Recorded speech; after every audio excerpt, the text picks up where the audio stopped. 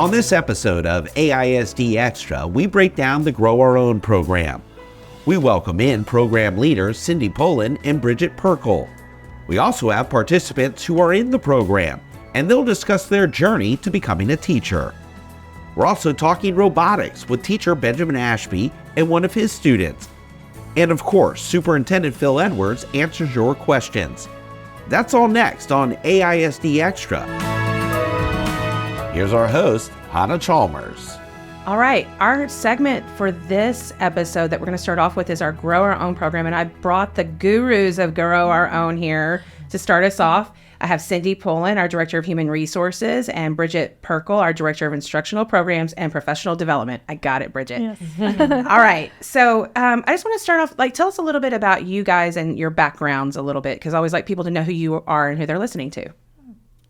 Well, I have spent my entire career in education. My name's Bridget Perkle, and I am delighted to be the Director of Instructional Programs and Professional Development, and that has helped integrate me into the Grow Our Own program as we facilitate some of the professional development that our candidates participate in.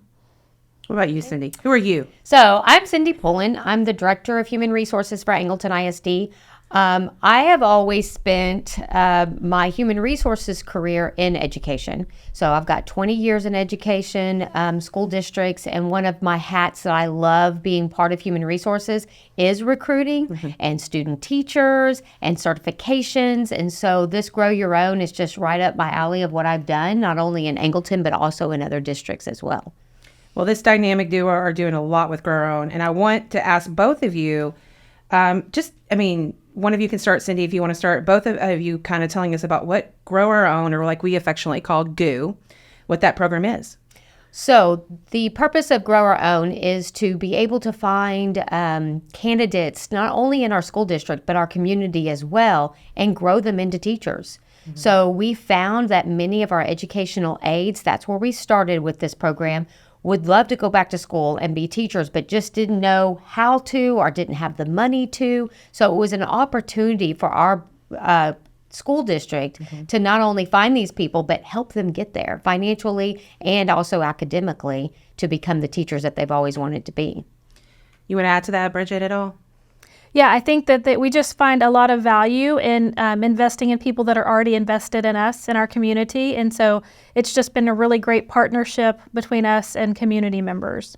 So does this actually also help us as a school district have them invest as educators in our system? Absolutely. So as the recruiter for the district, I find that even though I go to universities, just recruiting right here in our own district and our own community, I'm finding a lot more success with the retention of that, as well as people that really value this program, and they end up being a lot more successful. Not necessarily that the other ones aren't, but it's just the loyalty to Angleton ISD and what we're doing.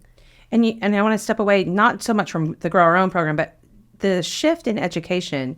We aren't seeing a traditional educator coming out of the colleges like we used to. So is that why programs like this are so important? Yes, absolutely. So like I said, I've been in this business for 20 years, and I can say it has decreased dramatically the number of educated degree education teachers versus those that get degrees in other fields and go back into an alternative program. So yes, the number when I go to recruit has dramatically reduced by at least 80%. So wow. I'm seeing a lot less teachers that are traditional through the university with that degree.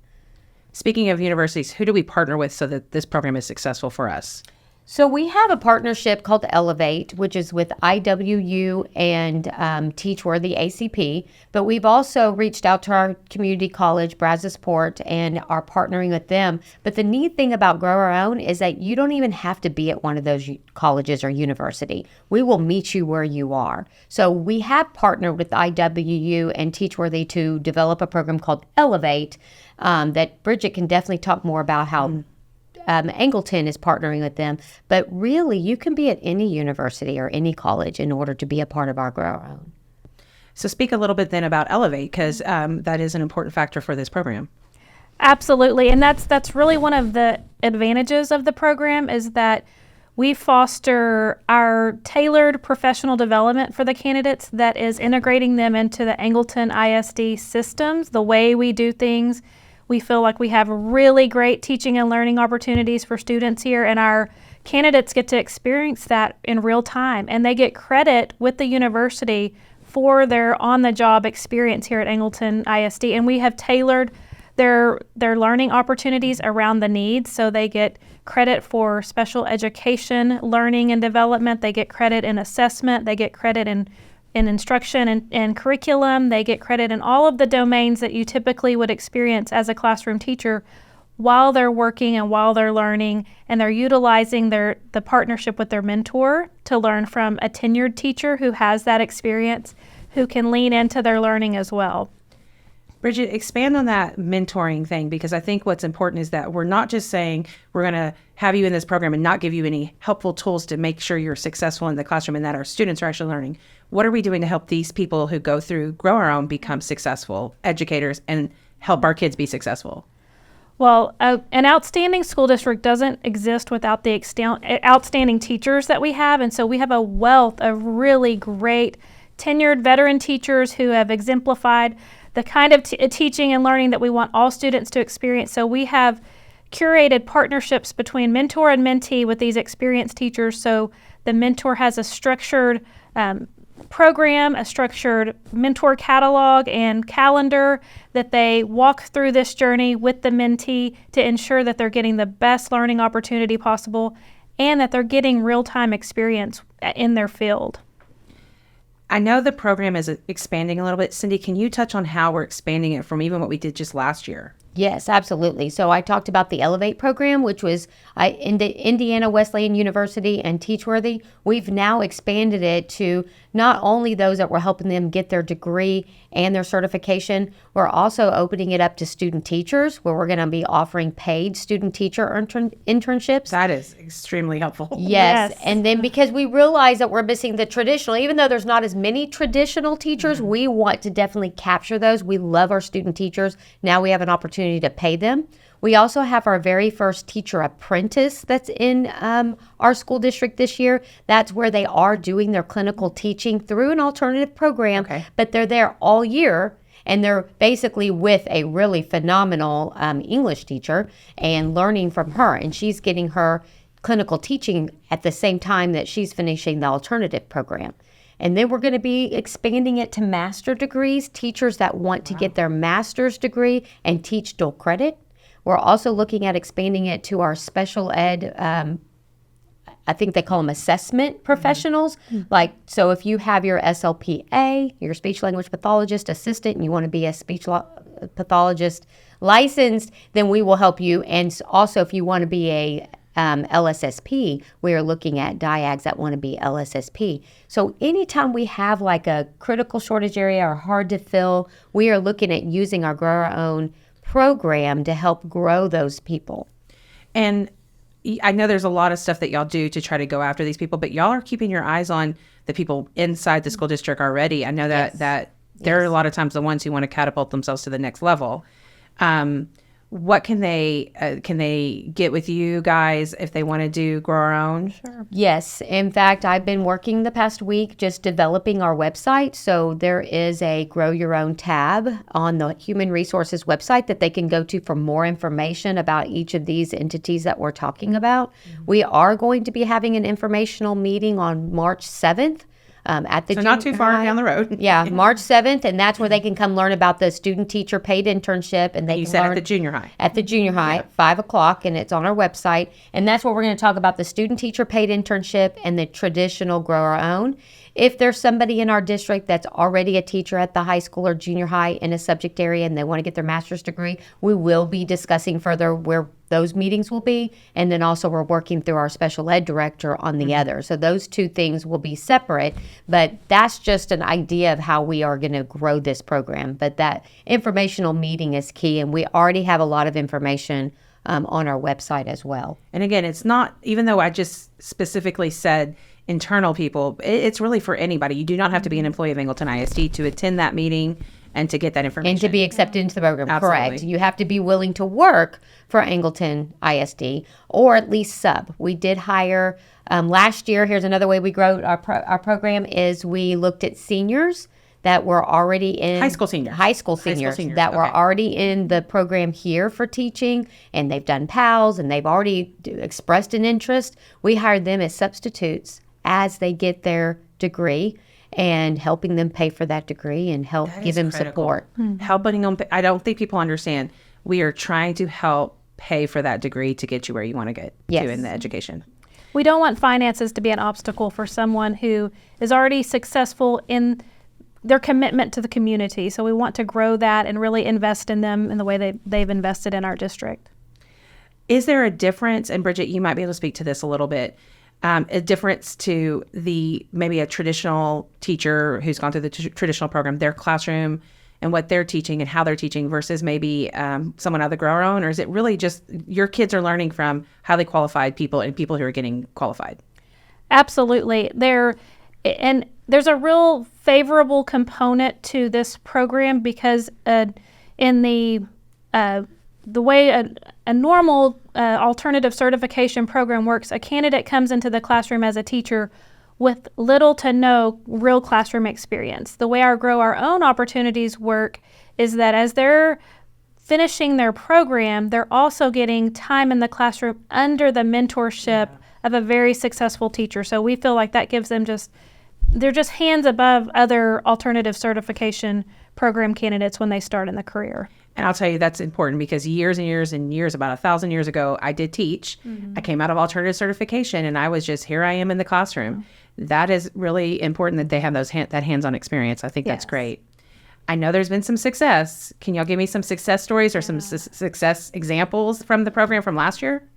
Absolutely. And we just want to celebrate that it's been a catalyst for the program, the success of our candidates. We've had candidates that have gone into the classroom and then other interested parties see their success and they see what they have gleaned from the program. So that alone is a success in the program. And then you could talk about the numbers of completion. I know you got numbers, Cindy. I do, because it's so exciting. So we have currently 29 in the program. Wow. And we have 5 levels. So you can start off at level 1, which is no college experience at all the way to level 5, where you're an ACP teacher.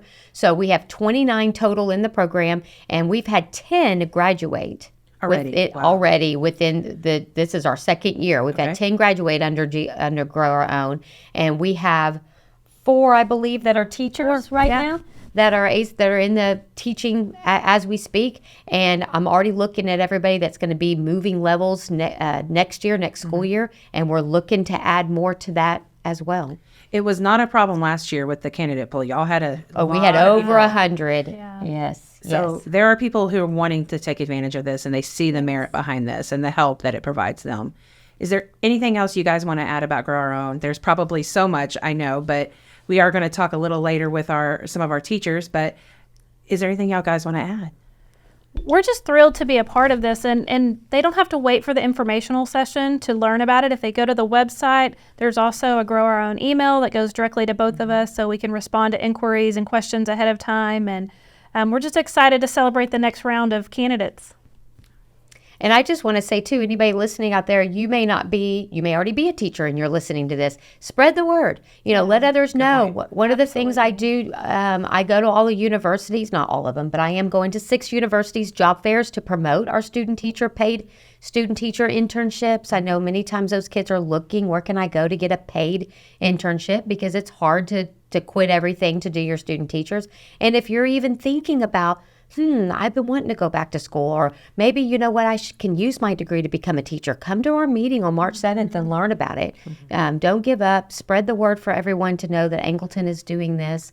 And it's just really exciting to see the different things we can offer to help other people. So I love to say we will meet you where you are, and we'll help you whatever stage you're in. Couldn't be said better. Thank you to our GOO, Grow Our Own gurus, as I'm going to call you. I'm going to keep the alliteration going. Thank you guys for joining us, and we appreciate everything you do to help our district be successful. Thank you. Thank you for letting us be here today to brag about it. Yep.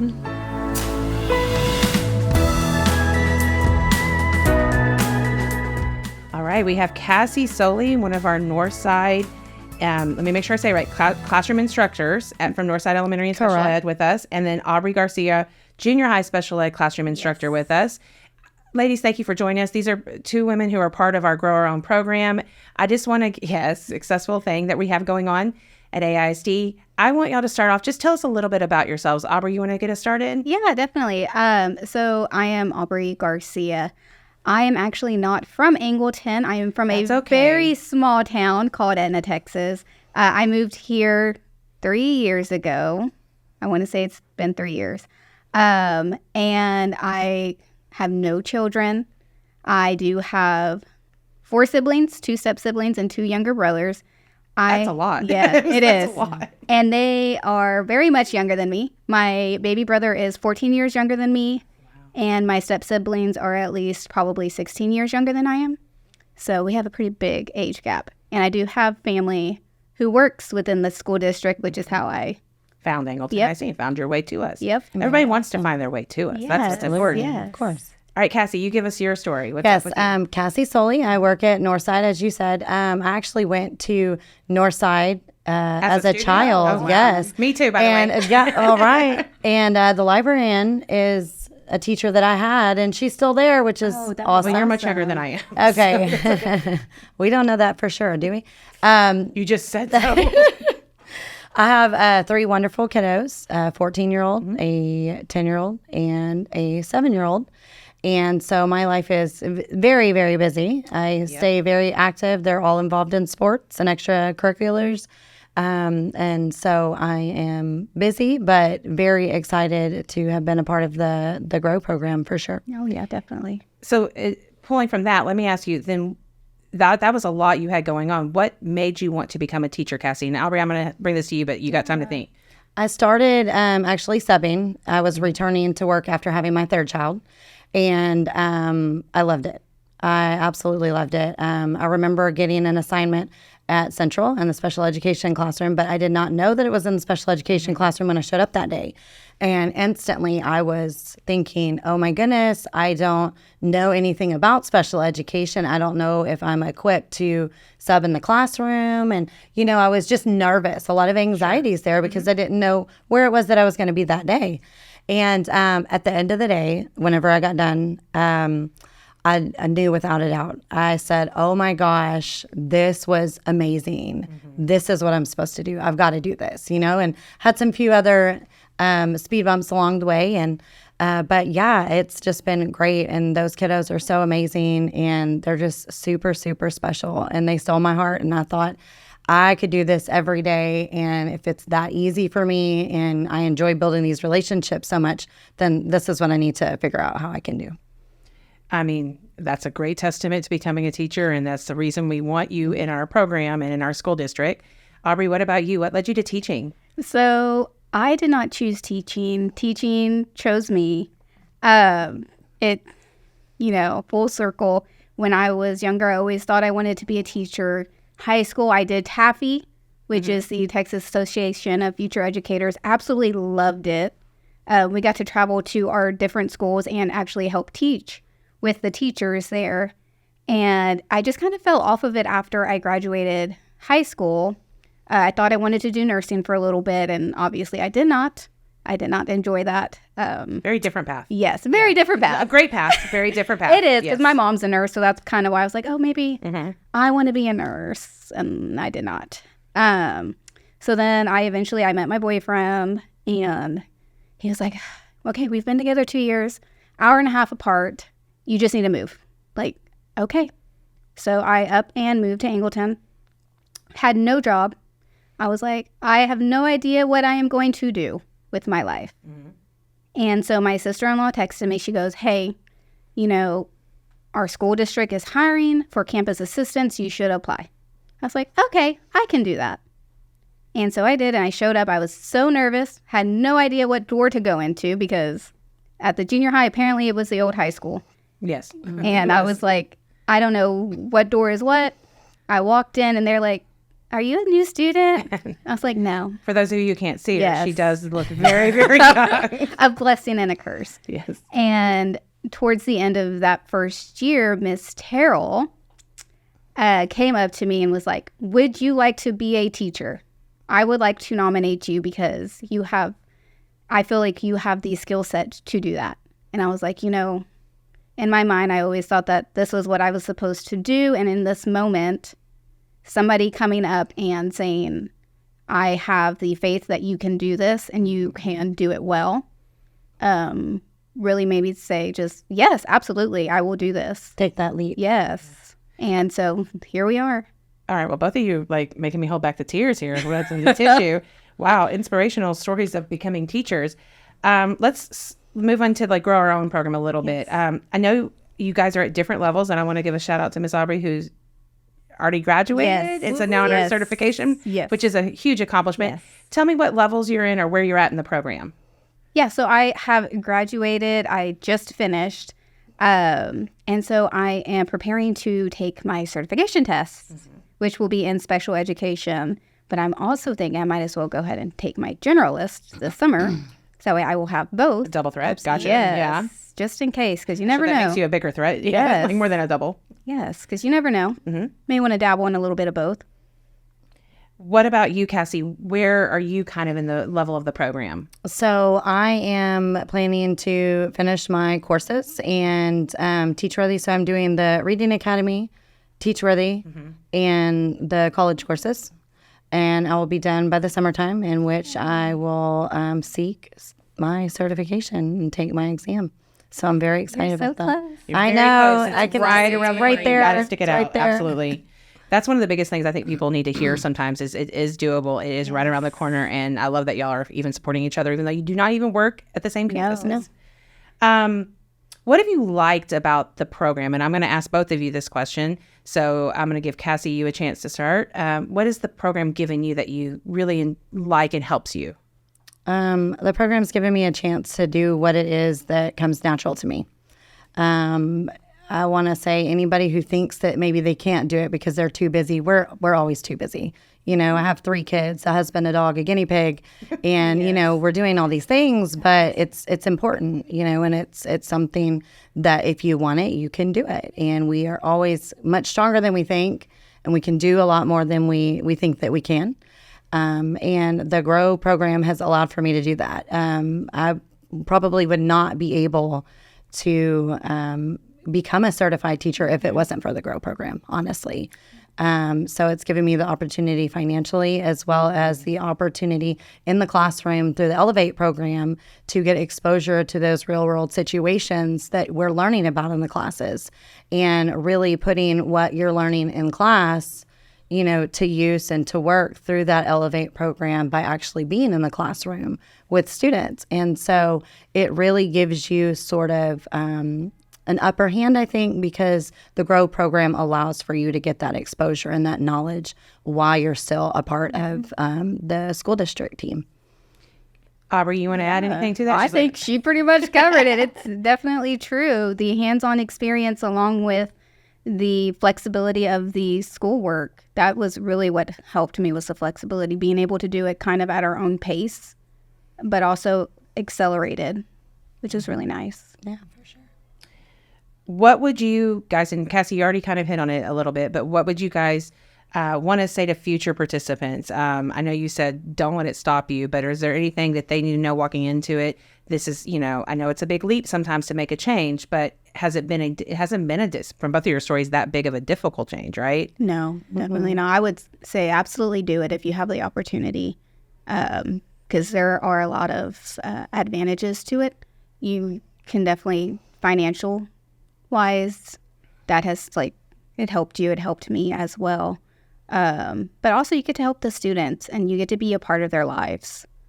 So, Cassie, you want to add? Absolutely. I mean, like we discussed, it's just really giving you an opportunity that maybe we wouldn't have been able to have otherwise, and if you're picked for the program, if you're picked, somebody sees something in you, even if you don't see it in yourself, they see something. There's a reason that you're picked for it.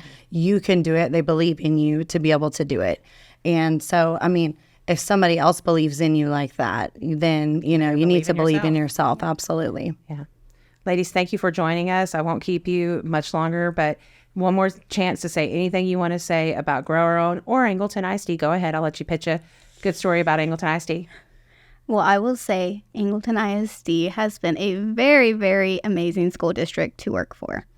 So, well, from two Northside kids, thank you very much. Yes. Cassie and me. No, Cassie, you want to say anything else? Yeah, I agree. Everybody it's like you're part of a team. Yeah. You know, there's no wrong questions. No. You know, everybody's so supportive of one another. And really, as a whole district, everybody works together to help build you up, you know, and the GROW program as well, you know, from HR to, you know, the principal at your school and the mentors that you have. You have a huge system of support here and to help you get through anything that it is that you may, you know, have a bump in along the way. And so everybody, it's like a family.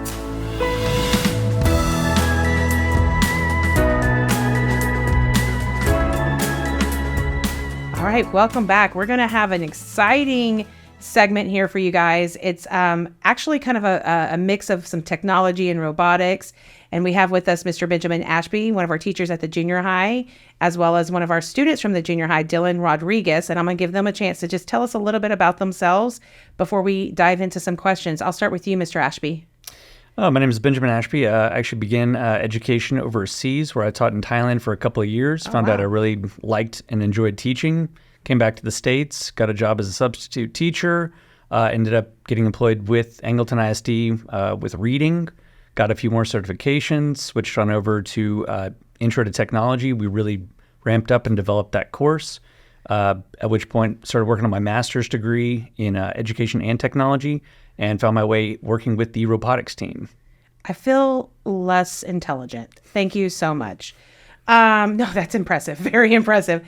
Also, you are the lead coach now for the Angleton High School Robotics, is what you said, right? Yes, ma'am. The Angleton FRC team 5923 Wildcats. Yeah, there was a reason I said it like that because I wanted you to say the name because I knew I would mess that up.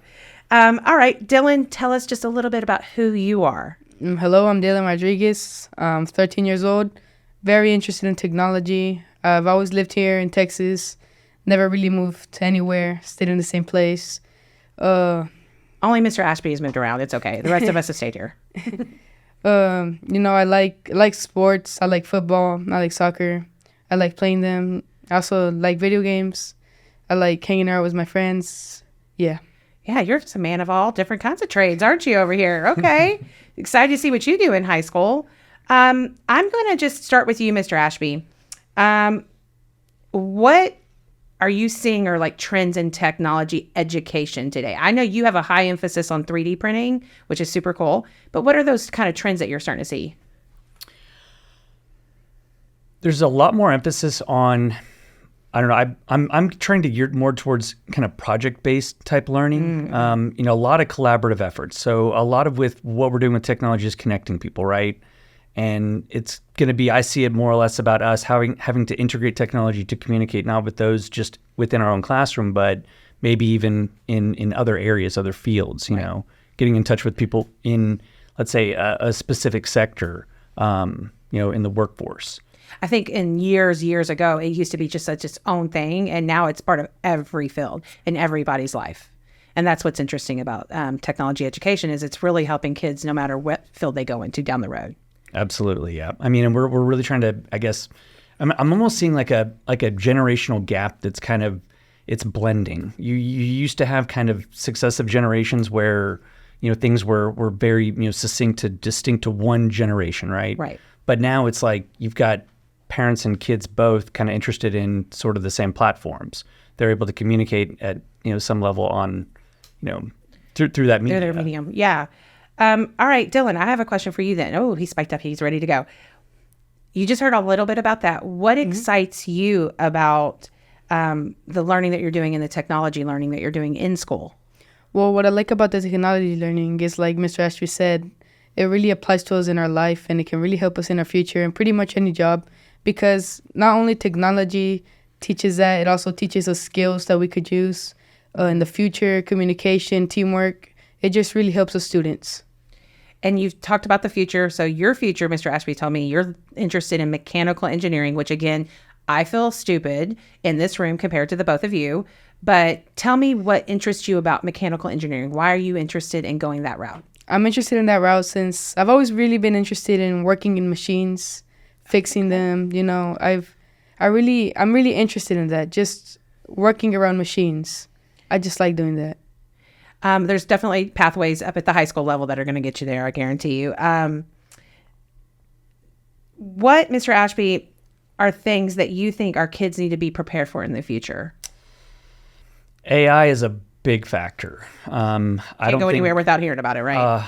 I mean, and I think that we're about to get bombarded with even more new revelations that we are just completely and overwhelmingly just unprepared for. Unprepared, absolutely. That's a major factor. I'd also say that even just the coding type aspects and just everything that is just so digitized, right? Our digital footprint. I mean, it's just everywhere. It's just pervasive. You know, and how we kind of leave that mark and what we choose to put out. I think that we might maybe start filtering back a little bit about some of the details and information. Where in other fields we may, you know, start sharing more. So it's kind of interesting. We're at a paradigm shift, right? I mean, this is a time in which we're facing technological changes that are happening so rapidly. We've never in the history of our existence seen what we're about to see. We're trying to catch up to it. Indeed. And we're going to probably continue to catch up for a while, especially with all the, like you mentioned, AI just I mean, think of cell phones in the last 20 years, what we've been able to do with cell phones alone. I mean, we've got a whole generation now coming up that have never been without a cell phone, essentially. You know, what does that do Dylan, have you for ever us been in our without future? a cell phone? Have you ever been without a cell phone? When you were 4? I mean, I've been without a cell phone. I still don't have a cell phone. But you've had them in your life is what I Yes, mean. Like your I parents have had them or something like that. Sorry. I'm not saying Yeah. that you had to have a cell phone.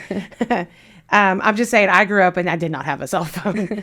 All right. I'm going to shift it a little bit more specific to our robotics at the high school. But Dylan, I may ask you a question too about this, even though you're just in junior high. Mr. Ashby, tell me about the high school robotics team. I know they do competitions, but give me some insight into what those competitions look like and maybe even all the preparation you do for that. So we're actually a part of the first robotics competition, also known as FRC. Our team number is 5923, meaning that we were the 5,923rd team to be created in the world. This is a global competition. It's not just local. It's not just Texas. There are literally, in almost every country in the world, there are teams that compete. And a game is developed, and the game essentially has 3 robots, 3 versus 3, and you have very, very specific field elements that have to be, and tasks that have to be completed. So one year may be to handle a cone, where you have to deliver a cone to a specific point, Gotcha. on the field, and then you have something where you have to climb, you have to do something where you shoot a ball.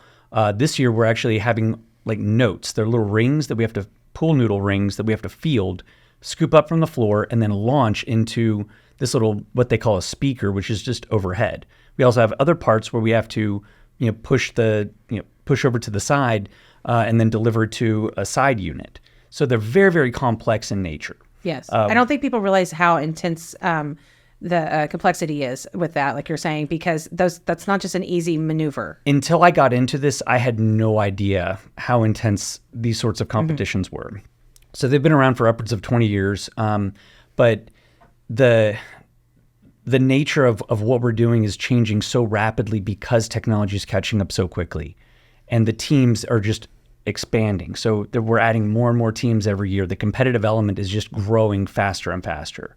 And when you have those competitions, because I want to give you a shout out, I know y'all were district champs last year. Yes, ma'am. And first time we ever got a chance to compete at the state level, correct? Correct. So First time that's ever. Pretty impressive. I expect that this year, guys. When I mentioned prep time earlier, when you learn what the competition's going to be, like that component of what the skill is, about how long does it take that team to kind of figure out what they're going to do to compete at that? So it's typically the first week in January when we find out what the actual competition is going to be. From that point, it is just build, design, test out, different prototypes to see what's going to be able to perform on the field. And then we have our first competition usually right at the very 1st of March. Okay, so it's coming up. It's in a couple of weeks. So y'all are in like like beast mode right now. We are, absolutely. Yep. Dylan, does any of this interest you? Like when you get to high school, that maybe you want to join that first robotics team? Yeah, it's really interesting to me, just with robots and stuff. It's one of the most technological advancements that we're probably going to have in the future too. It just seems really interesting to do that. What, Mr. Ashby, would you think people would be surprised to know about something like the robotics team? It's really easy to get into. It's actually something that a lot of kids, they are intimidated, I guess, just because of, we've mentioned technology so many times. And I think that maybe people are a little bit apprehensive to kind of jump in, but there are so many elements that you can draw in from, kids that have done welding and fabrication. We're making our own parts. We're designing stuff in CAD, so we're drawing from engineering. We've got the programming aspects, so kids that are building games and just understand Java or even just some of the other programming languages. You bring all these elements together. I mean, we've got kids that are using power tools for the first time ever. They've never handled a drill. We're training them how to use bandsaws. Just all the equipment in the shop.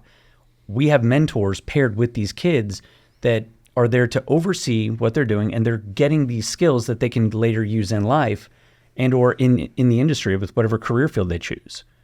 You mentioned those mentors. Can you speak a little bit about that partnership? Because I know y'all have some partners that come in and help. Oh, sure. So we've got people from Dow and some other engineering companies that have like programming experience or CAD experience. CAD is like your 3D modeling, computer modeling, and they all bring in their skills and then they show the kids how to do these things. So we kind of come up with the design. We discuss things as a team. You've got such a wide range. We've got former students that come back to help who are in college. They're going to engineering classes, computer science classes. They're bringing their expertise back to help and share, kind of like as a building legacy, right? Because it's you get some of these amazing teams like the Robonauts. They've been around. They're team 118, if that gives you any perspective. Okay, right? They were 118th team ever created. So they've been doing this for 20 plus years, and their base, they're drawing upon NASA engineers. They've got a facility at NASA to work with, right? Okay. So these are the types of teams that we're competing against and doing well. I might add holding our own with them. Absolutely. I mean, because that's the nature of it. And what's so cool is that these teams, even though we may be, technically against each other, we're adversaries in some degree. Unlike other sporting events, UIL sports, all these teams are willing to help. If you have a motor fail, if you have some aspect of your robot that isn't working, you put the word out and you'll have teams rushing over to help get your robot up and running again at competition. That's a great form of sportsmanship and camaraderie. Oh, it's amazing. They just want everybody to perform their best that they possibly can. I think that's also a testament to just the idea of the competition about technology. I think what I see with technology a lot of times is everybody just wants to see the most amazing thing come from it. And so it doesn't always matter who it comes from. It's just it entices people even more no matter where it comes from. Dylan, I'm going to throw a question back to you, okay? What is your kind of favorite thing that you work on? I know you're in comp science, or what is that the class he's in with you at the junior high? What is some of the stuff that you do in class that you really enjoy? Well, first of all, 3D printing, I enjoy that. Just being able to create your own things just with a machine. It's really fun, really interesting. Also, we started learning coding, how to make games, how to make them function. That seems really interesting to me too. Learning how to do that, it's a skill I would want to keep learning. Also, we can work with lasers. We can work with other stuff over there that's just really fun and interesting. Like back in my day, I was like, one day I'll get to work with lasers, and it never happened. So I'm glad that you're getting to. Mr. Ashby, I'm going to end with you. I want to ask, how can students get involved either? We know how they can get involved in a classroom, obviously, but how can they get involved with the robotics team at the high school? So the awesome thing about our robotics team is that we meet after school and on Saturdays, so only during competition time. So every Tuesday, every Thursday, we're typically starting our meetings right around 4:15, and we'll just keep on working, till about 6:30, just depending on how our progress is going. But that's one of the easiest ways. During their off season, which is kind of from the start of the school year up till Christmas vacation, we meet once a week. So typically on Tuesdays we'll meet, and that's where kids can start to develop some of those skills with operating the equipment, and just learning some of the more basic type stuff. Makes sense. And if I'm interested in catching one of these robotics competitions, is it something I can like catch online, or is it something I need to be in person at? They do live stream the events, and then you can also just check out, on YouTube. If you look up First Robotics Competition live stream, whenever they're taking place, our week 1 competition is coming up. That's going to be March 1st when that takes place. And then they'll basically run through the 5 weeks there, and then start into the state level competitions, all of which they're all over the nation, all over the world. So you just try to tune into whichever one may interest you. So hopefully we'll get some people tuning in a little bit more, especially those younger kids, so they can get interested in it. I want to thank you both for joining us on this episode of AISD Extra. Anything else you want to say to our listeners? Technology is an awesome thing, so we got to learn how to use it. We got to use it because it's just a really big stage in our life. Sounds good. Kids, you are the future. Just as cliche as you can make it, Mr. Ashby. Make the most of it, right? You're given these amazing opportunities that we could have only dreamed about. Just, really appreciate what we are providing for you, right? I mean, when I lived overseas, there were literally kids bathing in trash barrels. Wow. Perspective, right? Yes. Perspective. We have so much. So many opportunities. Take advantage, please. Well, thank you again. Thanks for joining us. Thank you.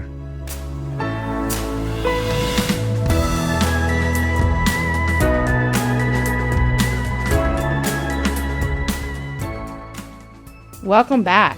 That music you're hearing is original music composed by Scott Fardosi, the assistant band and percussion director for Angleton High School, and we want to thank him for doing that special for our podcast. For this segment, we have our superintendent, Mr. Edwards, joining us to just kind of talk about what's going on with Angleton ISD and answer any questions that we've seen out there. Hello, Hannah. Hi, Mr. Edwards. How are you? I'm fine, thank you. I want to jump right in with, we know there's a lot of changes that we see happening with Angleton ISD. Can you talk a little bit about what people can expect to see that's changing in the district? Sure. Yeah. As everybody knows, there's home growth coming to Angleton ISD, and that's going to continue. We've just recently had a demographic report that kind of gives some numbers as to what that's going to look like here in our school district.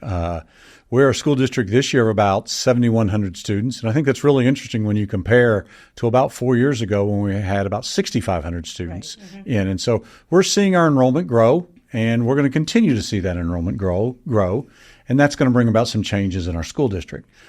Just briefly back to the demographic report. The estimates are that our school district will have about 10,000 students enrolled in our school district by the end of this decade. And by 2033, 2034, that number could be anywhere between 12 and 14,000 students enrolled. And so going from a typically 6,500 student school district to a 10 to 12,000 student school district creates some changes that are going to occur. Right. The big one we announced just a little while ago was about bell schedules and start times for schools.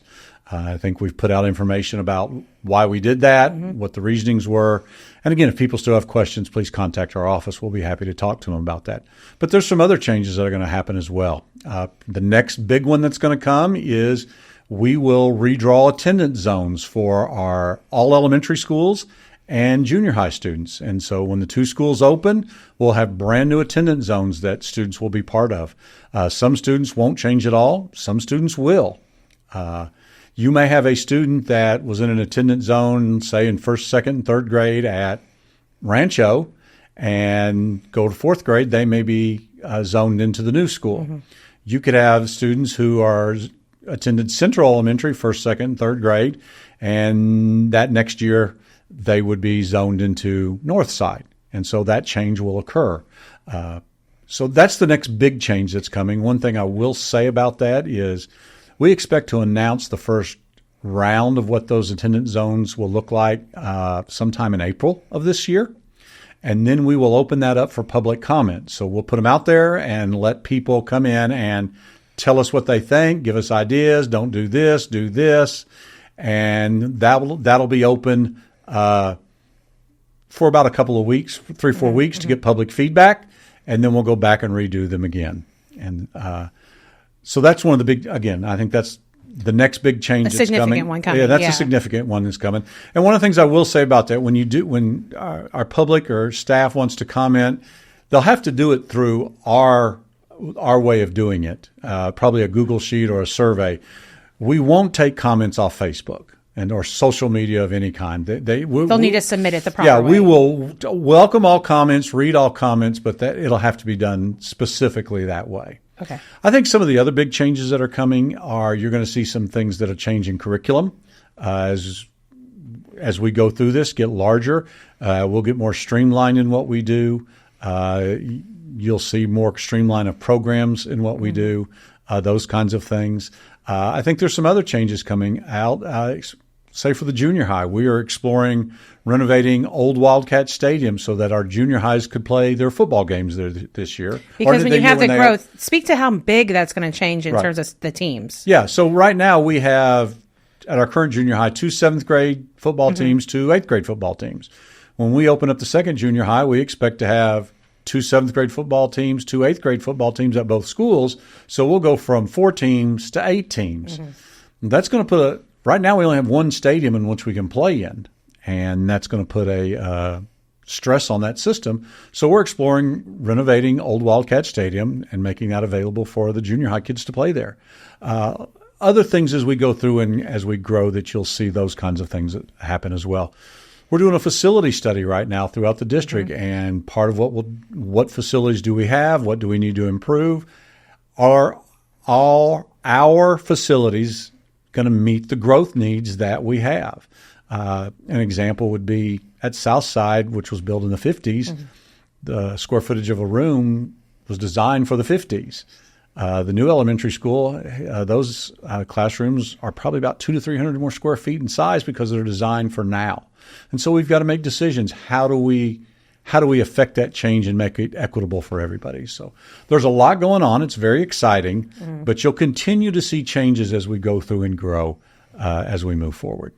And I know a lot of that work's being done now, but like you said, we're trying to get that information out, trying to get you aware that changes are there. They're going to be coming, not to wait till the last minute in any way. And I'll just say one of the things that I'm going to work very, very hard on is trying to communicate that these changes are coming well in advance of them happening so that people have enough time to understand it, respond to it, give feedback on it. Because sometimes people can give feedback to us that's meaningful, and we go, oh, yeah, we didn't think of that. Let's change this so that this plan works better. But so we're going to work very hard to make sure those kinds of things happen. And feedback in the way that we are asking, like you said, the proper channels and mediums that we're asking you to give it to. Like, Absolutely. We understand people want to comment a lot of times on social media. I read those just like, that's my job. So I understand that, but it is better to do it in those proper channels so that we can actually see it. And part of our goal here is we don't want to be reactive to the growth. We want to be proactive about the growth. Now, the problem, that only works so much because you don't get funding for students that might come in the future. You get funding for students who are here now. And when we start growing by 300, 400, 500 students a year, we will have to be reactive to some of the things we do, and that will continue to put stresses on the system. But we're working very hard to try to get the changes in place early and make sure that they don't cause too much disruption to our students' academic and extracurricular events, classes that they're going to here in our schools. Absolutely. Well, I'm going to switch it just a little bit, totally off of that. Exciting thing happening for Angleton ISD, if people don't already know, is that we are named a finalist for the HEB Excellence in Education Award. I know that's something you're really excited about, but can you tell people what that is? I don't know if people really understand what that award it means and why it's significant. Yeah. So each year HEB awards school districts that qualify an excellence award. The way you get that award is you have to be nominated by somebody. We were nominated by someone. I don't know who that was. Right. We're very happy that they did it, and we're very appreciative that happened. I can tell you it wasn't me. It wasn't anybody in our central administration that did anything like that. But we were nominated. Once we're nominated, then we fill out a application. We fill out an application, and we were nominated in the small schools. And so small schools, typically one high school town throughout the state of Texas. So there's roughly 800-900 schools that qualify for that, school districts that qualify for that. We're one of 3 finalists. And so we're excited that we're one of the 3 finalists. We're very honored by that. And so then the next round of what happens is we'll have judges that come and visit our district on March 25th, and we'll get to show off what we do in our school district, why we think we have a great school district, and why we think our school district is very meaningful for students and our community. And then we'll learn on May 5th at a banquet what the results of that are. There are 2 other school districts we're in competition with, and I know they're great school districts, LaPorte ISD and Gregory Portland ISD out of Corpus Congratulations Christi. to them. Absolutely. Yeah. But we're proud and we're excited. We think we have some great things going on here in Angleton, and we're happy we get to show that off to people. Now, I have been asked that when I see those HEB people here to make sure and ask them when we're getting the next big store here in Angleton. I don't think that's what they do, so I'm not sure that's Different group of HEB folks. I'm not sure that's what I'll be asking. I don't know how helpful that will be to our Probably to not. our cause in this competition. Right.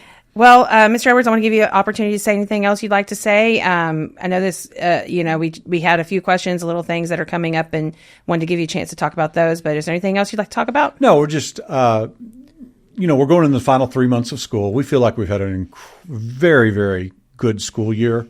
We're excited about what's coming in the future. We think Angleton ISD has great schools. We have great programs for kids. And you're going to continue to see those things shine, from kids who are involved in CTE, kids who are involved in fine arts, kids who are involved in athletics. I know you've kind of highlighted those things in our podcast. Previous episodes, yeah. Robotics, things like that. We just think we have great programs. And so I would expect those things to continue to grow and get better. And I'm excited that I get to be part of that. Well, thank you for coming on the episode and the show again. And I want to thank our other guests who joined us for this episode. And I want to thank Alex Radal, our producer, Dev Parrish, our sound engineer, and Scott Fardosi, our original music composer for the podcast for this first episode. So thank you again to everybody out there.